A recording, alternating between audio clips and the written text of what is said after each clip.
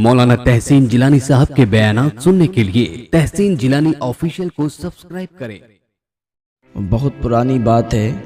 वो एक दौर था कि जिसमें एक मुल्क से निकलकर दूसरे मुल्क में एक लड़की चली गई और वो जासूस थी। तो उस लड़की ने वहाँ जाकर शादी भी की।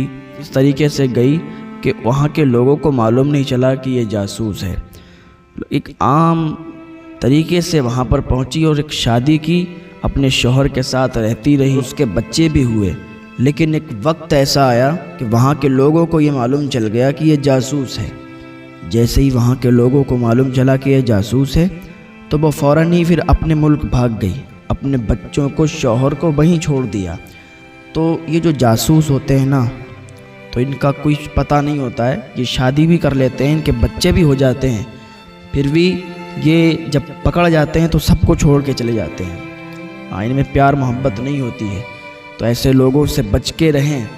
और वो भी बहुत ज़्यादा ट्रेंड चल रहा है। जैसे यूट्यूब खोलो आप, वही हर न्यूज़, हर चैनल पर वही दिख रहा है कि पाकिस्तान से एक औरत आई, वो इंडिया पहुंच गई। अब उसमें जांच पड़ताल हो रही है, कौन है वही, कैसे आई है। और वाकई उसकी जांच पड़ताल होनी चाहिए कि अगर दूसरे मुल्क से कोई अपने भारत में आता है तो बिल्कुल और अवैध तरीके से आता है, उसकी जांच होना चाहिए। हो सकता है कल को हमारे मुल्क के साथ वो कुछ गद्दारी करे और मुल्क धोखे में पड़ जाए, मुल्क ख़तरे में पड़ जाए, तो फिर इसका जवाब कौन देगा। और सुना जाता है कि वो अपने शौहर को छोड़ के आई है। तो जो अपने शौहर को छोड़ के आ जाए, जो अपनी शौहर की ना हो सके, तो फिर वो किसी मुल्क की कैसे हो सकती है, या किसी की कैसे हो सकती है जो अपने माँ बाप को छोड़ के आ जाए, जो अपने भाई बहन को छोड़ के चली जाए।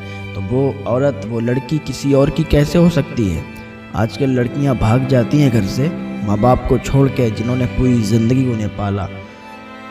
तो फिर वो किसी और की कैसे हो सकती हैं। और कुछ शादीशुदा औरतें भाग जाती हैं, अपने शौहर को छोड़ देती हैं, तो फिर वो किसी और की कैसे हो सकती हैं। तो ये जो इंडिया आई है पाकिस्तान से, तो इसकी भी जांच की जाए, वरना कल को मुल्क के साथ अगर कुछ गलत होता है तो फिर जवाब कौन देगा।